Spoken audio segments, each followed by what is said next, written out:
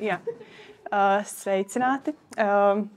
Es teikšu godīgi, šis ir ārkārtīgi citādāks formāts, nekā es esmu pieradusi uzstāties, attiecīgi pičojot investoriem vai konferencēs par zarnu mikrobiomu. Tā kā jautājums, kāpēc studēt maģistrantūru, tas būs izaicinoši man šodien, jo vakardien un šorīt tieši domāju par to, ko es varētu pastāstīt.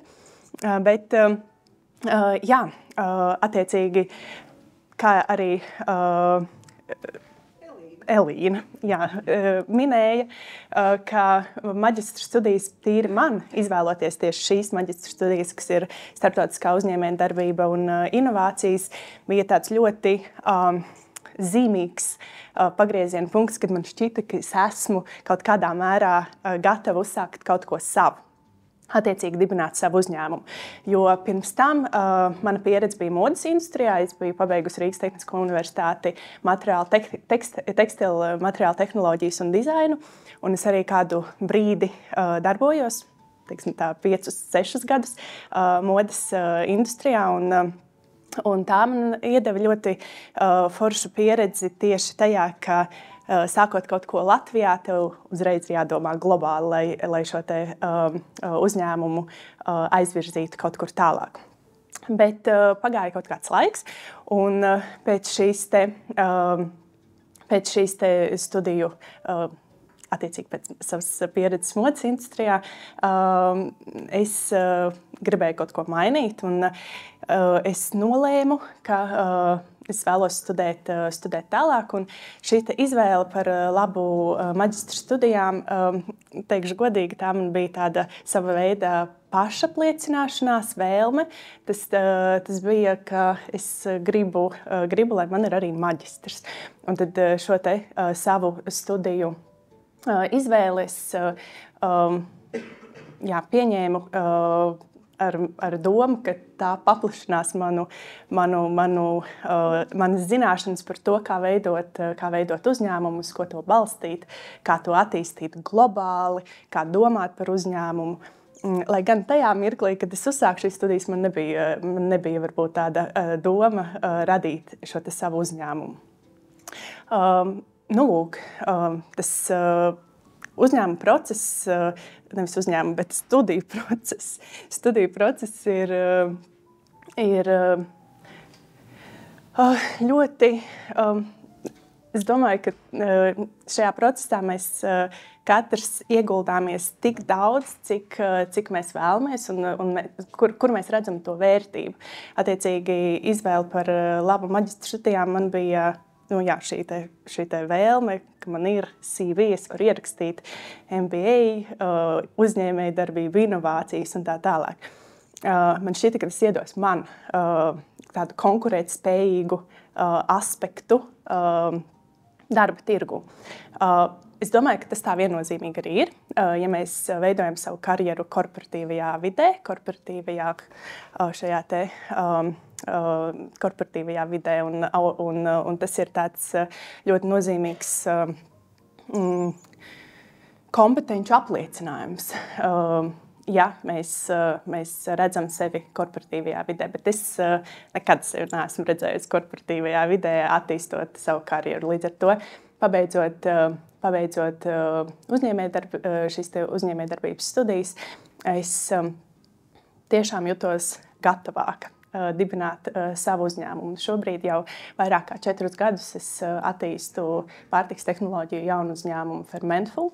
Mēs ražojam fermentētu augu valsts produktu no zaļajiem griķiem. Mēs šobrīd ļoti strauji attīstamies eksporta tirgos. Un arī šīs studijas, par kurām mēs šodien visi runājam, ir vērstas uz to, lai mēs pilnveidotu sevi un attīstītu savu ideju tādā starptautiskā mērogā un radītu inovāciju. Un tad varbūt šis te arī ļoti korelē ar to manu esošo praktisko pieredzi. par pašu studiju procesu. Es nezinu, varbūt jūs varat uzreiz interaktēt un uzdot man kaut kādus jautājumus, kas jūs tiešām interesē par pašu studiju procesu, jo ir ļoti grūti stāstīt par procesu pirms 10 gadiem. Jā, lūdzu. Kurš priekšmets vislabāk patīk?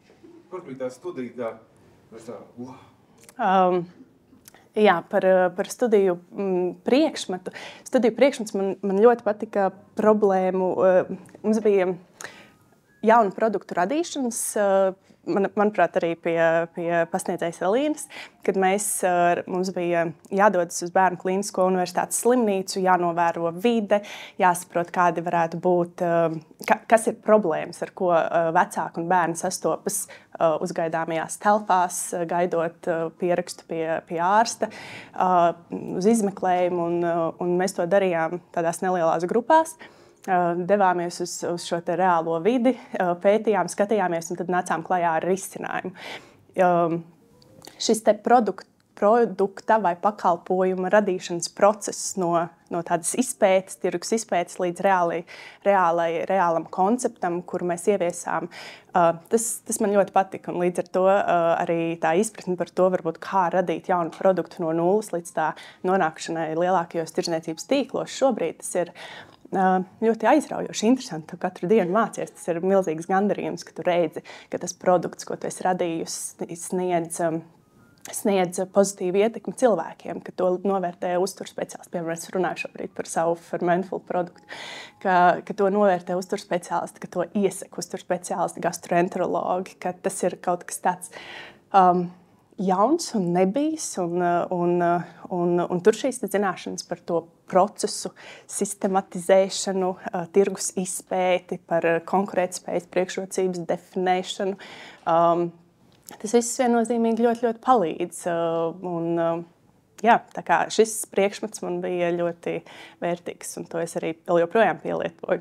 Dažādas citādākas metodoloģijas izmantoju, jo sākotnēji, tad, kad rādi kaut ko jaunu, nezinām un tirgu vēl neesošu un centies pārliecināt, piemēram, iepirkēju par produkta potenciālu, tad noteikti ir ļoti citādas pieejas jāizmanto. Tās nav tādas konkrētas metodoloģijas vai procesuālas lietas, kuras mēs pielietojam.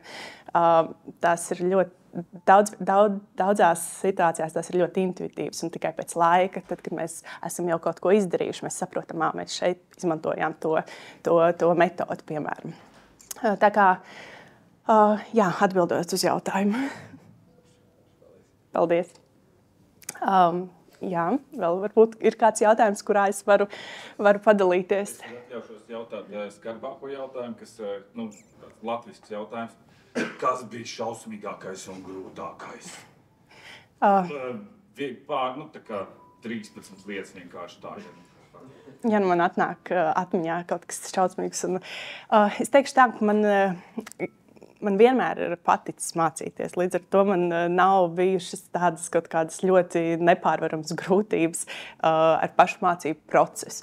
Varbūt tajā laikā, kad es studēju, man varbūt sarežģītāk bija sevi motivēt un atrast laiku kaut kādu apjomīgāku darbu rakstīšanai. Bet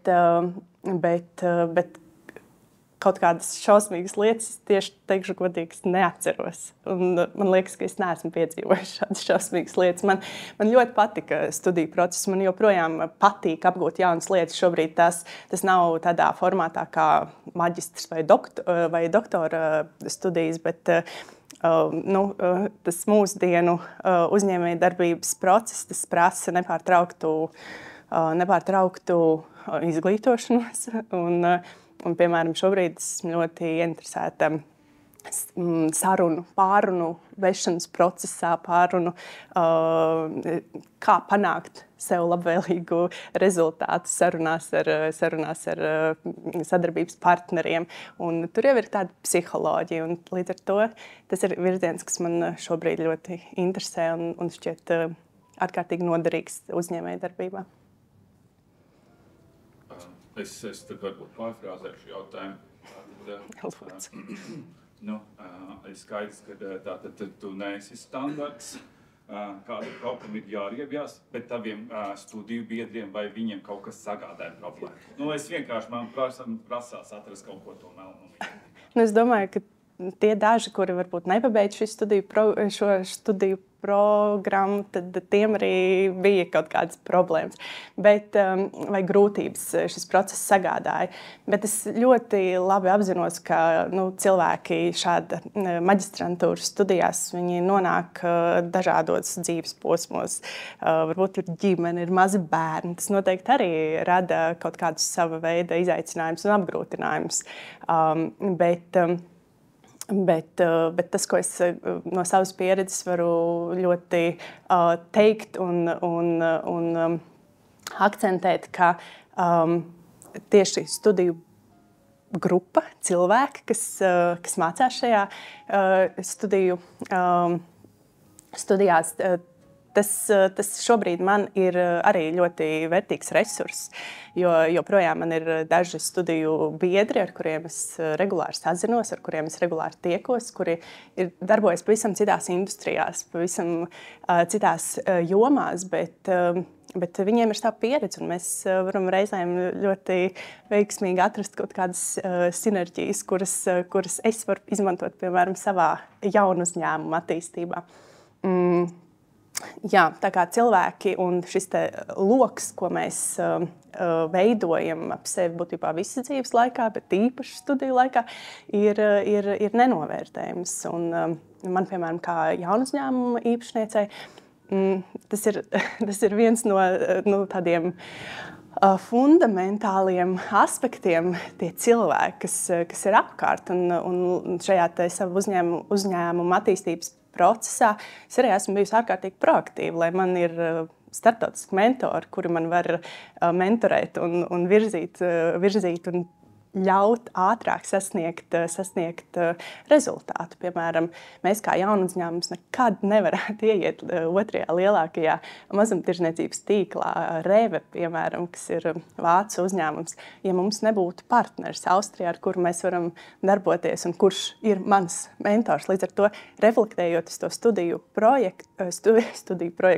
procesu, man liekas, tās attiecības ar cilvēkiem, tas ir ļoti, ļoti svarīgi, un pie tā ir droši vien jāpiestrādā. Nav tā, ka tās attiecības veidojas pašas no sevis, bet ik pa laikam jātiek uz kafiju vai jāparunājas par lietām, kas ir aktuālas. Tā kā tās attiecības veidojas, un tās ir jāveido, jā.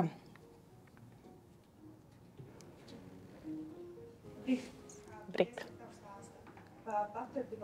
Vai tu strādāji, kamēr tu mācījies, un kā bija apvienot šos? Jā, es strādāju gan tad, kad es studēju bakalaura studijās, gan strādāju arī tad, kad es studēju maģistra studijās. Tā kā es strādāju. Apvienot, atkal, mēs jau, kā man vienmēr šķiet, ka arī uzņēmējdarbībā tev ir kaut kāds iemesls, kāpēc tu sāc vai dari to, ko tu dari. Un tieši tāpat arī studijās tev ir iemesls un vēlme tās studijas pabeigt. Un neskatoties uz to, ka tu strādā un strādāšana, tas ir tāds, manā gadījumā neizbēgami. Man bija jāstrādā, lai es varētu arī atļauties studēt. Tā kā apvienot, droši vien atkal ļoti plānojot savu laiku un prioritātes, tāda ļoti triviāla atbilde, bet apzinoties to mērķi, kāpēc tu gribi pabeigt šīs studijas. Un reizēm ir grūti, reizēm ir negribas kaut ko darīt, reizēm liekas, ka jāpamat. Starp citu, man arī manā studiju pieredzē ir vienas studijas, kuras arī nepabeidzu, un tās bija pirmās un vienīgās, ko es esmu pametusi pusceļā. Es pirms starptautiskās uzņēmējdarbības un inovācijām iestājos Latvijas universitātē un studēju diplomātiju, bet pēc pusotra gada sapratu, ka starpvalstu ģeopolitiskās attiecības nav tas lauciņš, kas man ārkārtīgi patīk. Lai gan šajā ģeopolitiskajā situācijā varbūt tas man būtu ļoti noderējis izprast, bet Bet jā, šīs bija studijas, kuras es iesāku un arī nepabeidzu. Un reizēm arī tā notiek. Tu varbūt neredzi līdz galam to nepieciešamību. Es gribēju pajautāt, cik sen jūs dibinājāt uzņēmumu un darbinieki sāk mācīt tagad tā kā jūs? Mēs joprojām esam jaunu uzņēmumu stadijā, agrīnas attīstības fāzē. Mēs dibinājām uzņēmumu 2020. gada jūlijā, kas nozīmē, ka būtībā gadu pēc šīs studiju programmas absolvēšanas mēs tajā brīdī bijām divas co-founders šim te uzņēmumam. Šobrīd es esmu viena kā founders, bet man ir komanda. Un komandām šobrīd ir mums ir finansists, pārtiks tehnologs, 2 ražošanas darbinieki, mārketings, attiecīgi 6 cilvēki. Tā attīstība droši vien ir ļoti, ļoti vērojama tajā, cik plaši Fermentful šobrīd ir pieejams. Mēs jau no pirmās dienas ļoti mērķiecīgi vēlējāmies būt produkts, kas nav pieejams tikai lokāli, bet tas ir pieejams globālajā tirgu. Un līdz ar to jau tad, kad produkts vēl neeksistēja, mēs ļoti aktīvi piedalījāmies dažādos starptautiskos akcelerācijas projektos, starptautiskos konkursos, lai validētu šo ideju, lai validētu un saņemtu tādas starptautiskas žūrijas apliecinājumu tam, ka šis te produkts un projekts ir dzīvotspējīgs. Un tādā veidā arī veidojot šo savu nozares ekspertu loku ap sevi. LinkedIn izcils instruments tam.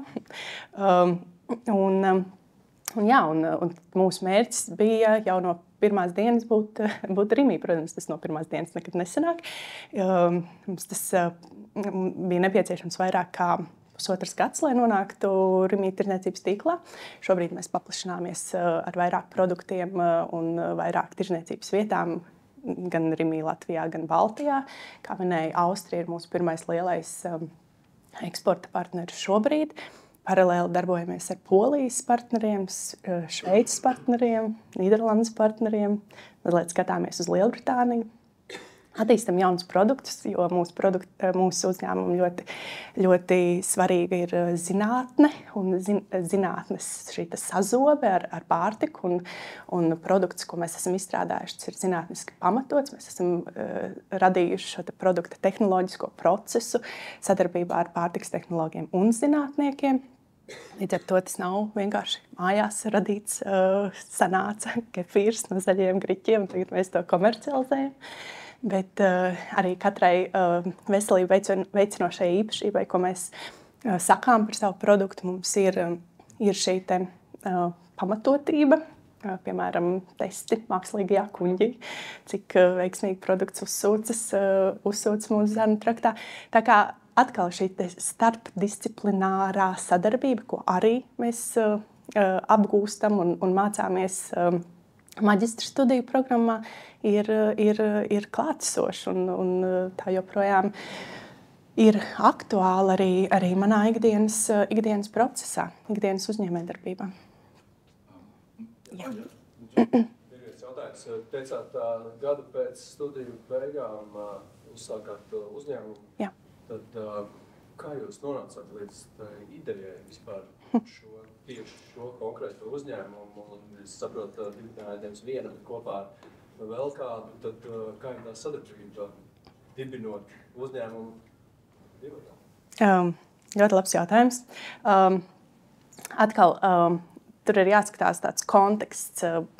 Kā minēju, šīs maģistra studiju absolvēšana, tas bija tāds, varbūt viens no aspektiem, kas mani mudināja uzsākt savu uzņēmējdarbību.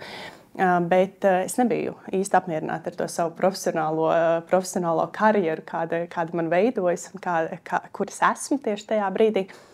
Un man jau kopš bērnības vienmēr ļoti paticis radīt kaut ko pašai, un pārtika ir bijusi viena no tādām jomām, kas man ir vienmēr bijusi īpaši mīļa, paralēli modei. Varbūt kaut kur arī kaut kādas sinerģijas ar to var savilkt. Bet kā es nonācu pie idejas? Atkal droši vien jāsaka ļoti varbūt netipiski. Es esmu vienmēr interesējusies par pārtiku. Un šajā idejas radīšanā man ļoti palīdzēja kafija. Kafija ar pienu. Man ļoti garšo kafija ar pienu, bet es nedzeru kafiju ar govs pienu, bet es dzeru kafiju ar auzu pienu. Un es ļoti spilgti vēl joprojām atceros to rītu, kad es devos uz savu iecienīto kafejnīcu un pasūtīju kapučīno. Un barista man jautāja, Anda, varbūt tu vēlies šorīt pagaršot kapučīno ar zirņu pienu. Un tajā mirklī man šķita zirņu piens ar kafiju. Pat man, kur ir ļoti, ļoti atvērta dažādām inovācijām un garšu pieredzēm, man šķita kaut kas absolūti nesavienojams, bet es pagaršoju, un pēc pirmā malciņa man šķita, un vēl barista varēja uzzīmēt kaut ko virsū, ziniet, tos zīmējumus uz puftiņām. Man likās, wow, jo parasti uz piemēram, kokosriekstu pienu vai rīzpienu to nevar izdarīt. Nav tās putiņas. Tas zirņu piens man šķita tik analogs tradicionāliem govs pienam, ka man gribējās papētīt, kā tas zirņu piens top. Un tad es sāku tirgus izpētes procesu, pētīju, skatījos, salīdzināju dažādus tirgu esošus pienus un izrādījās, ka tas ir tāds Spraud, Zviedrijā ražots zirņu piens. Ļoti stilīgā iepakojumā. Es parasti jauns produktus tieši tā arī notestēju, jo man ļoti uzrunāja iepakojums. Viņiem bija tāds melnbalts iepakojums paka ar tādām milzīgām melnām svītrām, kas netipiski varbūt tādai piena industrijai, ļoti labi izceļas plauktā.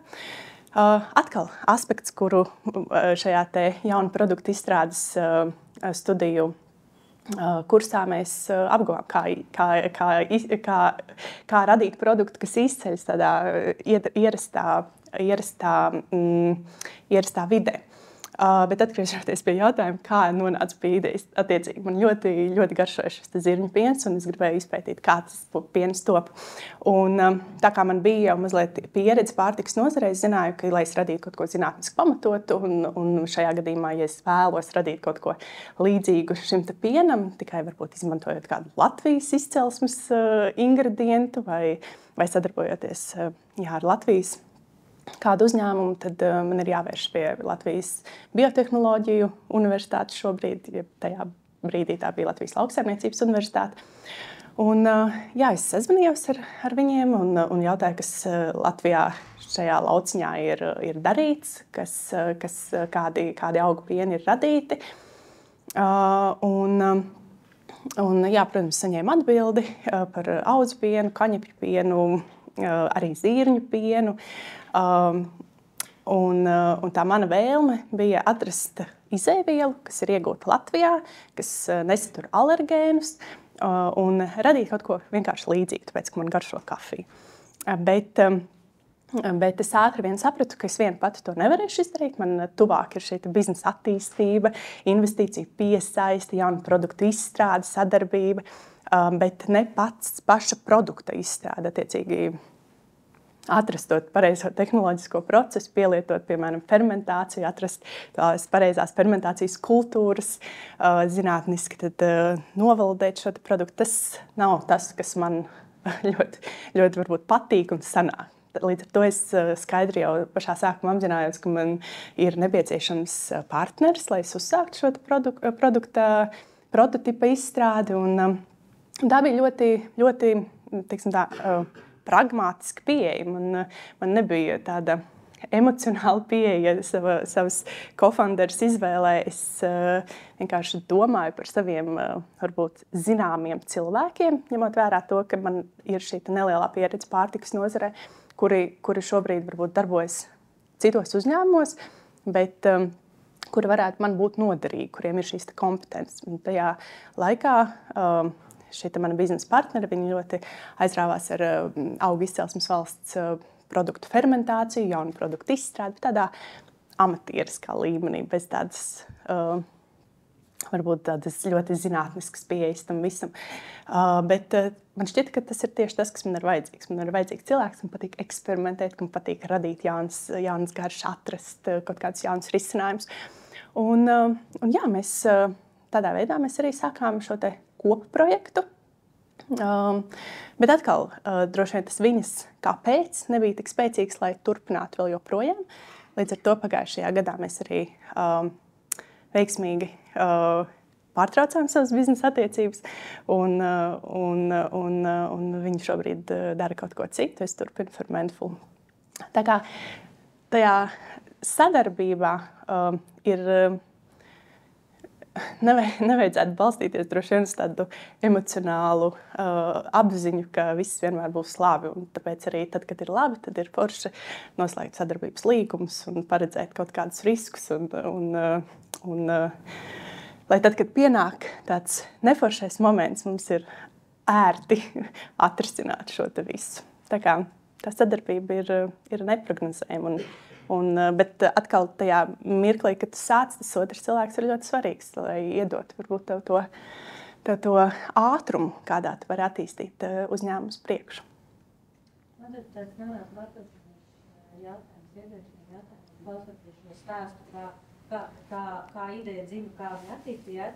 Tad jautājums par tādu, vai jūs šobrīd būtu šeit, šādā pozīcijā, arī bez manis? Es domāju, ka nē. Tieši tas ir viens no punktiem, ko es gribēju pateikt. Paldies, ka atgādināji, ka šis te maģistrs man bija ļoti svarīgs šajā ceļā. Un man ļoti patīk tas teiciens, ka mēs nekad nevaram tos punktus, kas ir nozīmīgi mūsu attīstības ceļā, savienot, skatoties uz priekšu. Mēs to varam izdarīt tikai skatoties atpakaļ. Un tad, piemēram, šīs maģistra studijas tas viennozīmīgi bija viens no tādiem pagrieziena punktiem, kas man personīgi deva tādu apziņu, ka jā, es šobrīd jūtos gatavāka. Man šķita, ka ļoti gatava tajā mirklī, bet uzsākot šo te visu procesu un attīstot uzņēmumu, tu nevar būt nekad pietiekami gatavs. Tā kā tas visu laiku ir tādā ļoti lielā dinamikā. Tā kā atbildot uz tavu jautājumu, jā, es domāju, ka tas, nevis es domāju, bet es esmu pilnīgi pārliecināta, ka šīs te maģistra studijas man bija ļoti vērtīgs ieguvums, lai es uzsāktu savu uzņēmējdarbību. Un tad turpināju. Jā, lūdzu. Jautājumu. Vai bija kaut kas tāds, ko jūs būtu gribējusi apgūt tieši papildus pārvarēju jau esošiem noteiktajiem studiju procesam? Kaut kāds piedāvājums no malas kā papildus? Tieši tajā konkrētajā brīdī es ļoti daudz par to nedomāju. Bet šobrīd, ja man tā reflektējot un paskatoties uz atpakaļ un domājot no šīs skatu punkta, es noteikti būtu gribējusi, ka vai arī nevis būtu gribējusi, bet varbūt tas ir ieteikums esošajai studiju programmai, veidojot studiju plānu, iekļaut kaut ko tādu. Es noteikti gribētu, lai ir vairāk tādu praktisku nozares pārstāvju viedokļu, iesaistas tajā studiju procesā, jo akadēmiskās zināšanas tās ir ļoti svarīgas, vērtīgas un nepieciešamas, bet tieši tāda, kā saka, hands-on cilvēki, kuriem ir pieredze, kuri ir daudz ko sasnieguši, kuri ir vadījuši gan tādus lielus korporatīvus uzņēmumus, gan izveidojuši varbūt no nulles savējo uzņēmumu. Viņu pieredzi stāst, viņu kaut kādi šie te insighti studiju procesā, viņu integrēšana studiju procesā, tas manuprāt, būtu ļoti, ļoti vērtīgi. Jo arī reflektējot uz manām bakalaura studijām, materiāla tehnoloģijas un dizains, es paralēli strādāju modes zīmolā. Un šīs te akadēmiskās zināšanas bija ļoti tāds skaists rāmis, kurā, ja mēs to izdarītu, mēs varētu izveidot, piemēram, modes zīmolu un attīstīt to. Bet tā kā man bija šī pieredze jau praktiskajā darbā, kā notiek kolekciju izstrāde, kā notiek kolekciju veidošana, kā apģērba kolekcijas tiek komercializētas, kam ir jānotiek, lai tas notiktu. Kādas modes nedēļas ir jāapmeklē. Tas ir pavisam citi. Tas ir tāds praktiskā iesaiste, praktiskā izpratne par to, kam ir jānotiek vēl papildus tam ietveram, ko tajā brīdī mācīja mums bakalaura studijās. Sakiet, vai studiju laikā jums bija kaut kādas sasaistēt reāliem pārtikas uzņēmumiem, kuri jau varbūt darba gaitā kaut ko inovatīvu dara vai arī izveidojušies? Jā, kaut ko līdzīgu nerada, bet tradicionālā pārtikas nozare man bija klātesoša, es darbojos šajā nozarē, un mēs devāmies tā kā izpratni par to, kā radīt pārtikas produktu, kāda ir pārtikas industrija Latvijā, kas varbūt ir tie galvenie ceļi, kā izveidot šādu te uzņēmumu. Man bija diezgan skaidrs jau arī pirms studiju uzstākšanas. Es pats jautāju tieši studiju laikā, vai tā sasaista ar uzņēmēju darbību? Ir kā? Šis ir mans pirmais uzņēmums. Varbūt pēc kāda laika būs vēl kāds, bet šobrīd šajā pārtikas nozarē šis ir mans pirmais uzņēmums. Studējot, es strādāju pārtikas nozarē, līdz ar to man bija kaut kāda pietuvināta saikne ar šo te industriju. Sildoši jautājumu, šī vispēc padomāt neatbildēt diskusiju beigās. Kādu dziesmu jūs vislabāk rakstītu visu studiju procesu? Izcils jautājums. Es tiešām padomāšu un atbildēšu diskusijas laikā. Man ir jautājums, vai studiju procesu laikā bija iesaistīti, pieņemsim, no biznesa inkubatoriem vai Lījā, vai bija kaut kas, kad jūs runājāt par to slimnīcu, ka jūs veidojāt projektu, kā uzlabot, vai bija pēc tam tā kā iespēja jau testēt reāli?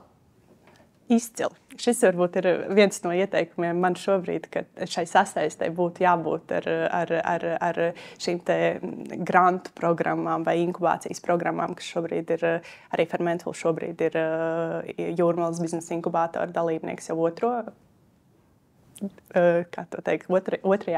otrajā projektā, bet jā, šīs sasaistes nebija.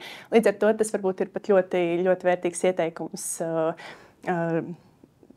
šobrīd, ka ir vērtīgi un ir svarīgi, lai tad, ja mēs radām kaut kādu risinājumu, lai mums ir arī skaidrs ceļš, kā mēs varam šo te risinājumu ieviest dzīvē un varbūt radīt pirmo darbojošos prototipu. Jo mūsdienās es gribētu teikt, ka nav labāka laika, kad varbūt veidot jaunu uzņēmumus. Es varbūt runāšu vairāk par pārtikas nozari, jo tā ir nozara, kurā es darbojos, bet jā, tie resursu pieejamība ir ļoti liela un ir ļoti daudz dažādu projektu. Mēs arī esam starptautiskās EIT Food FAN akcelerācijas projekta absolventi, un mēs joprojām izmantojam tos resursus, ko viņi piedāvā. Sākotnēji tas bija grants, bet šobrīd tā ir atpazīstamība un atbalsts dalībai dažādās starptautiskās konferencēs. Tāpat arī tādas ļoti prestižas akcelerācijas programmas Mass Challenge Switzerland. Arī tur mēs tikām uzņemti un joprojām izmantojam šo te kontaktu loku, ko mēs esam ieguvuši. Jā, mēs aktīvi piesaistījām, un mums veiksmīgi arī tas izdevās piesaistīt eņģeļu investors. Šobrīd mēs atkal esam investīciju piesaistes fāzē, jo mums ir nepieciešams izveidot savu, mēs gribam uzbūvēt savu ražotni. Bet jā, tā kā šī sasaiste ir ļoti, ļoti, ļoti svarīga. Tas ir labs punkts, par kuru es neiedomājos. Vai ir ieteikumi cilvēkiem, kurš vēlas varbūt dibināt savu uzņēmumu mājās, sākt ar kaut ko. Un pirms spiež uzņēmumu reģistrēt uzņēmumu, kādi būtu ieteikumi par, nezinu, jo visiem ir bailes sākt savu, jo riski, un tas nav stabila alga, stabils darba laiks, stabili ienākumi. Kādi būtu ieteikumi? Es domāju, ka es vēl esmu tādā ļoti agrīnā uzņēmēja attīstības fāzē, bet ieteikumus es noteikti varu iedot. Bailes noteikti ir viens no aspektiem, kas ir jānoliek malā un nevajadzētu tām ļauties. Protams, tie ir ļoti nekomfortabli apstākļi, kuros tu dzīvo. Šajā gadījumā man ir jāsaka liels paldies manai ģimenei, ka viņi mani finansiāli un emocionāli atbalsta šajā te procesā, jo pirmie 5 gadi ir noteikti tādi ļoti dinamiski. Un tie ir, un atkal, manuprāt, tu vari padoties ātrāk, un tu vari padoties vēlāk.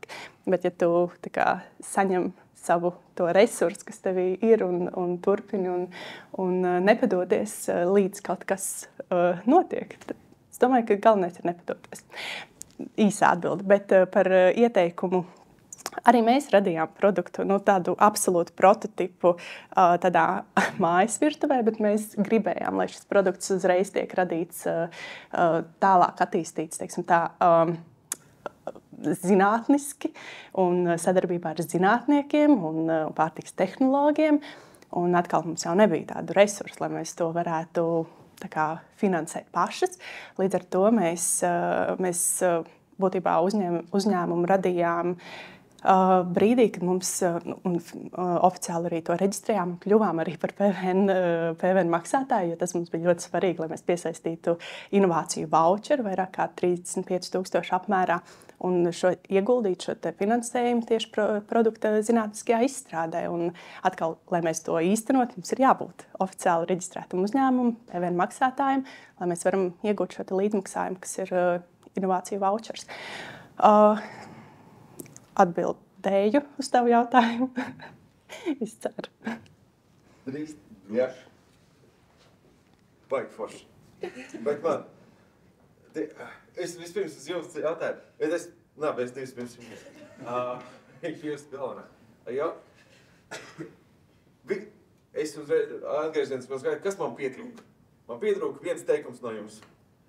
Ja jūs nāksiet studēt tajā un tajā programmā, kopā ar mani, jūs nedēļu pie balts tāfeles varēsiet zīmēt kopā ar mani un diskutēt par visiem tiem jautājumiem. Man liekas, tas baigi interesanti. Ja? Tas, ko jūs cenšaties izstāstīt, to visu tos mazās lietas, kur katrā lietā ir kosmos.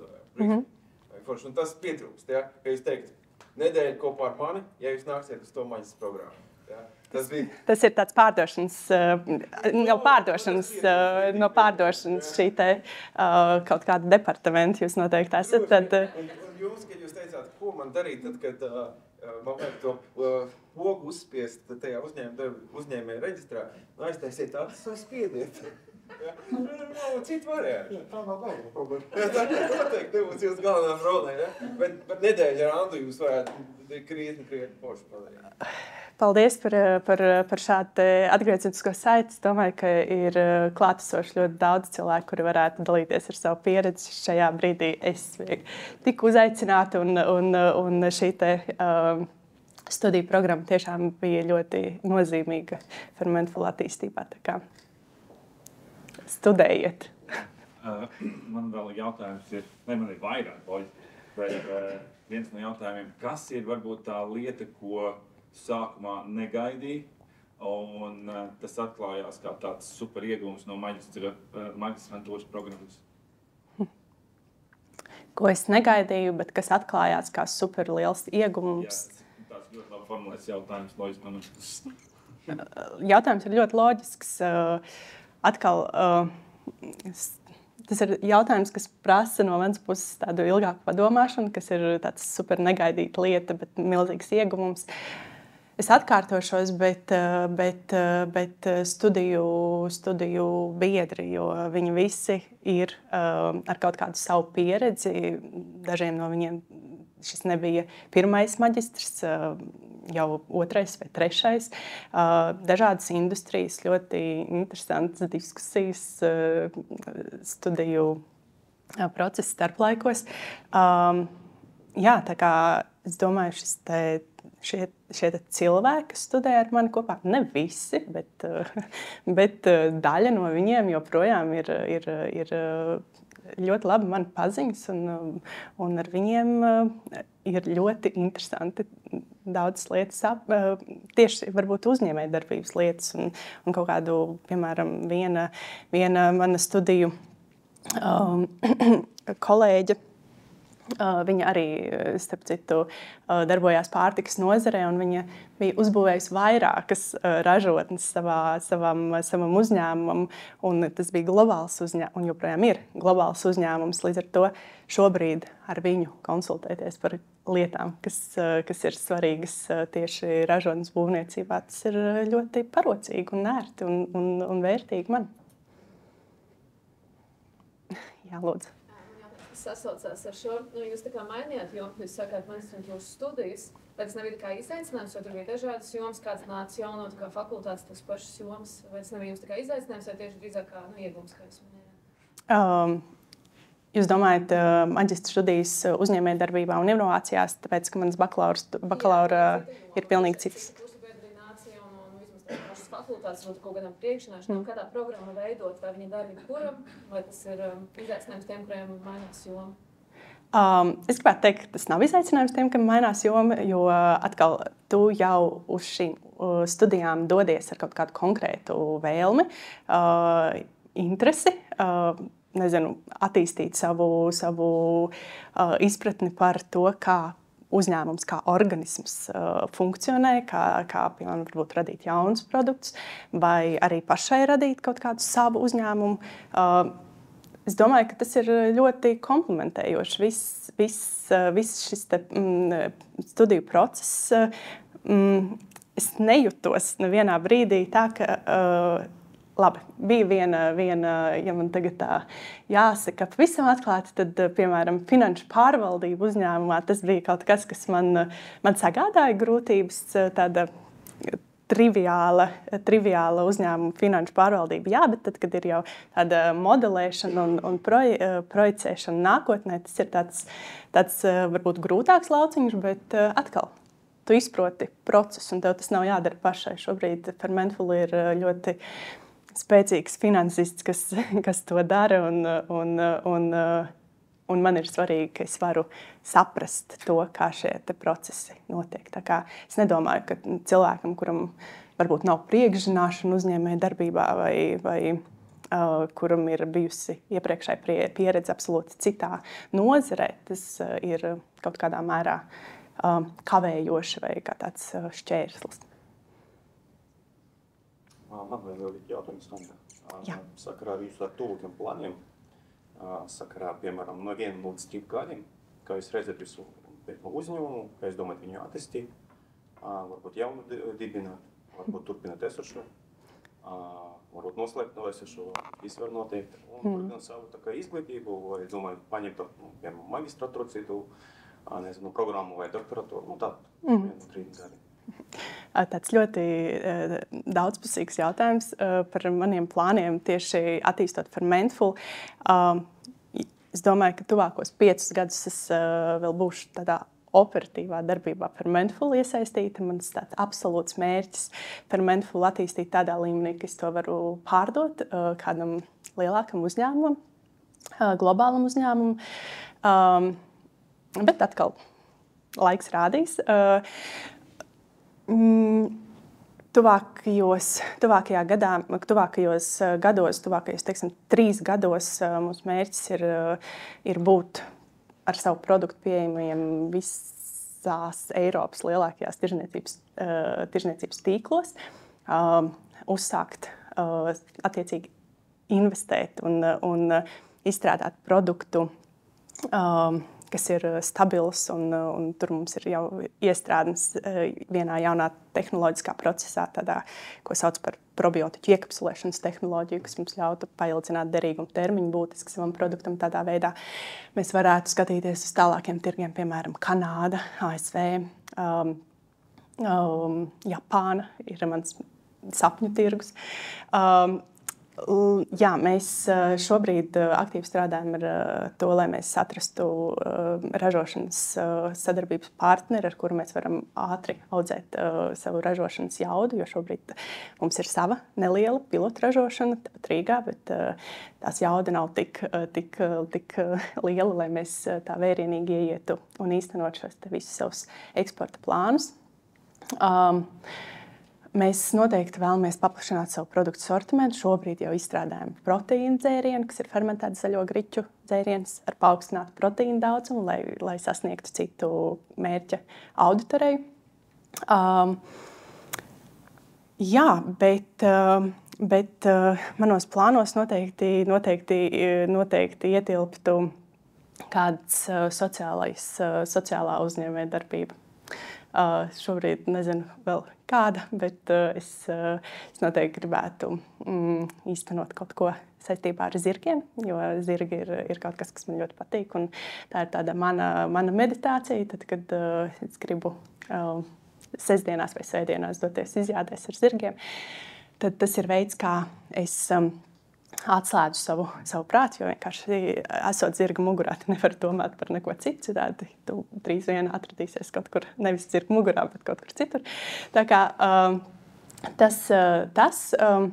un jā, es laikam atbildēju uz tādu tuvāko nākotni, ieskicējot, kā es vēlos attīstīt par Manful.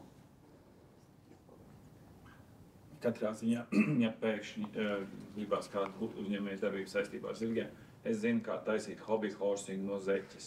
Nezinu, kā bija. Jā, manām krustmeitām vajadzēs uztaisīt, bet es neesmu pārliecināts, ka tas ir tieši tas, ko jūs vēlēsieties. Bet loģiski, ka visiem ir šis jautājums, un acīm redzot, nevienam nav drosmes pajautāt šo jautājumu.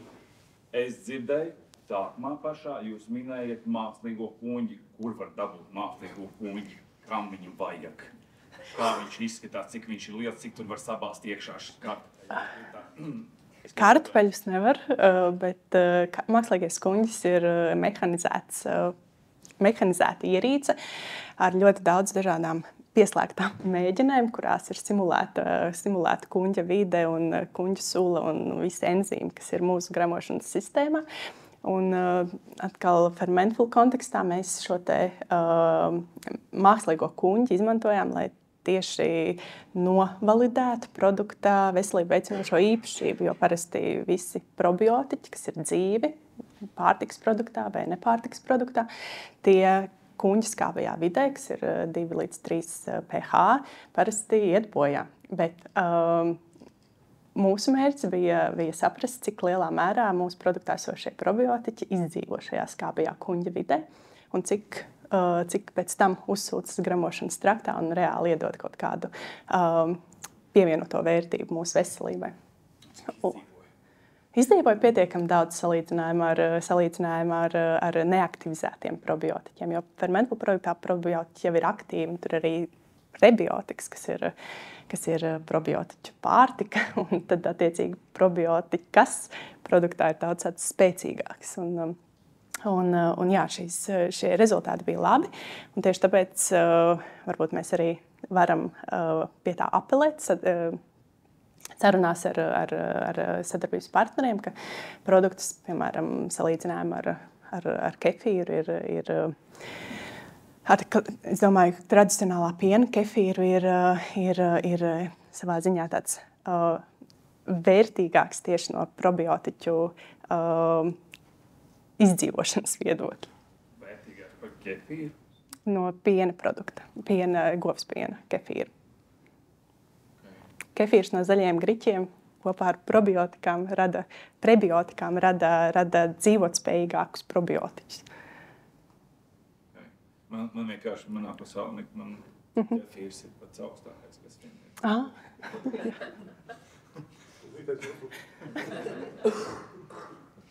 Tas ir pēc garšas produkts, viņš līdzīgs kefīram vai tās savādāk? Ļoti līdzīgs kefīram, jā. Tūlīt, ar citu, palaidīsim tirgu jaunas garšas, tā kā Rimī būs pieejamas. Nogaršojiet. Man tas būtu jautājums šobrīd, ja būtu jābūt pārdevējiem vai jādod reklāmu tieši, kāpēc Rīgas Tehniskā universitāte, kāpēc visiem nāk uz Tehniskā universitāte, kāpēc neviena cita universitāte. Ja šeit būtu psiholoģijas studijas, es saprotu, ka arī būtu Rīgas Tehniskajā universitātē, bet kāpēc tieši nākt uz šeit?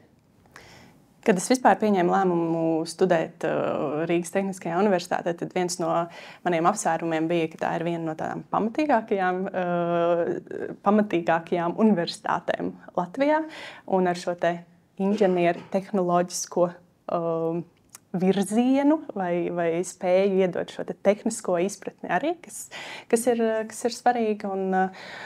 Un arī starptautiskos reitingos Rīgas Tehniskā universitāte ir redzama. Tā kā es domāju, ka ir jāizvēlas kādu no Latvijas universitātēm, tad Tehniskā universitāte arī šobrīd būtu viena no manām prioritātēm. Tad varbūt vēl tāds fiksēs, ko gribējās pajautāt, ka noteikti arī ir draugi mājās, kuri saka, priekš kam tas maģistrs un tā tālāk. Un kāds varbūt bija tas moments, ka kaut kā dzīvē, varbūt tu esi sapratis, Dievs, paldies Dievam, man ir tas. Paldies Dievam, es jau to izdarīju. Tā kā tieši Rīgas. Un tieši Rīgas Tehniskajā universitātē. Paldies Dievam, ka man ir maģistrs tieši Rīgas Tehniskajā universitātē. Tas atkal teikšu, ka man tiešām patīk, ka man ir maģistrs un ka man ir šis te ieraksts CV. Bet atkal es nedomāju, tagad būšu pretrunīga, bet es nedomāju, ka tas maģistra iegūšana, ir izvēlēta, piemēram, savu uzņēmumu izveide. Tas ir noteicošais, lai tu varētu attīstīt šo uzņēmumu. Jo ir ļoti daudz personīgu kvalitāšu, kurām ir jābūt, lai uzņēmumu attīstītu. Es domāju, ja cilvēks ir izvēlējies ļoti mērķtiecīgi attīstīt savu karjeru korporatīvajā vidē, tad lielos uzņēmumos, tad maģistrs studijas un maģistra šis te MBA ieraksts ir nenovērtējums. Man ir draudzene, ar kuru, starp citu, mēs dzīvojam Kojās kopā, un viņa joprojām ir mana ļoti laba un tuva draudzene. Viņa ir dzelzbetona inženiere, un viņa šobrīd apgūst MBA. Un iemesls, kāpēc viņa strādā lielā korporācijā, es neminēšu konkrētu uzņēmumu, bet lielā korporācijā, un viņai šis te MBA ieraksts ir ļoti, ļoti nepieciešams, lai viņa apliecinātu to savu kvalifikāciju, to, ka viņai ir pašmotivācija mācīties, studēt, apgūt kaut ko jaunu. Un protams, šis te biznesa studijas nav tiešā veidā saistīts varbūt ar to viņas dzelzbetona inženieriju, bet viņa vēlas izprast tieši uzņēmumu procesus, tieši savas komandas kā labāk vadīt savu komandu. Un tur šīs studijas ir ļoti, ļoti vērtīgas, un šis ieraksts vai kvalifikācija, ja to tā var nosaukt, ir ļoti noderīga. Tā kā, manuprāt, ir jāsaprot tie virzieni, kurā tu vēlies doties. Protams, tas viens otru atkal kaut kādā nākotnes perspektīvā neizslēdz, bet pieņemot lēmumu, tev ir jāzina, kāpēc tu gribi pabeigt maģistra studijas. Pieņemsim, ka šobrīd ir reklāmas pauze, un jūs varat nosaukt savus produktus, kas ir jūsu produkti. Kas ir mani produkti? Manuprāt, es jau diezgan daudz esmu teikusi, kas ir mani produkti. Uzņēmums sauc par Mentful, un mēs radām augu valsts kefīrveidīgu dzērienu no zaļajiem griķiem, Latvijā audzētiem, bioloģiskiem. Viss mūsu produkts ir bioloģiski certificēts un zinātniski pamatots. Un šobrīd mums ir 4 dažādi dzērieni. Viens ir klasiskais, bez pievienota cukura, ļoti tāds naturāls produkts, un tad ir 3 garšu produkti - šokolādes, meža ogu un vaniļas Un tie pavisam drīz marta 1. nedēļā, tas ir nākošais nedēļa,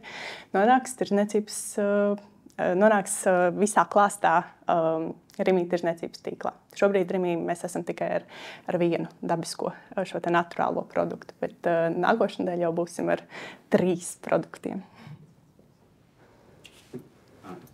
Mīļie draugi, šī mirklī ir iespēja uzdot priekšpēdējo jautājumu, jo pēdējais jautājums loģiski ir par dziesmu, par kuru Anda loģiski visu šo laiku ir mežonīgi domājusi.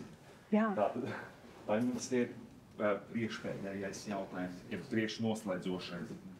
Pareizi terminoloģi. Pirms minūtēm bija tik... Jā.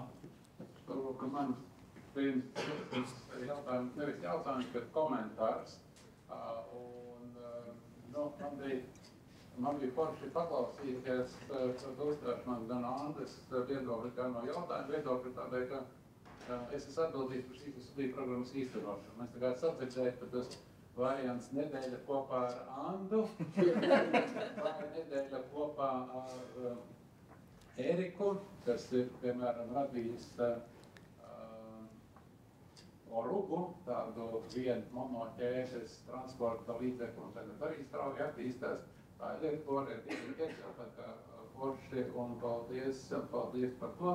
Un es rīt domāju, atnāk paudzīties, es tā kā zinu, ko Anda dara un tā tālāk, bet, būtu interesanti paskatīties dzīvē ēterā, un vajag labi bija, tā kā ir vērtīgi arī man, bet ja arī jums ir kādi jautājumi, es esmu viens no 2 cilvēkiem šajā auditorijā, tam ir rūtēna žakete. Es tagad starpbrīdī pienācu un pavaicāt arī vēl citus jautājumus par studiju programmu inovāciju, uzņēmējdarbība un Anda turam īkšķis. Paldies! Es nojaušu, ka šis bija priekšpēdējais komentārs, kā rezultātā tev beidzot ir jāatbild. Jāatklāj tā dziesma. Mēs uzzināsim par tavu muzikālo galveno. Man tiešām šobrīd uzreiz ir jāpasaka tā dziesma un jāatskaņo. Atskaņot obligāti nevajag vienkārši pateikt. Un tas automātiski liecinās arī par mūsu muzikālo galvenu, vai mēs zinām, par ko tu runā vispār. Jā, bet... Labi, es varbūt... Tev nav jāskaņo, tev nav jādzied. Tu vienkārši pasieties tādu par dzied. Bet tu gribi, bet tad tādā gadījumā tev būs jākāpjas skatīt un tad jādzied. Nē. To es nedarīšu.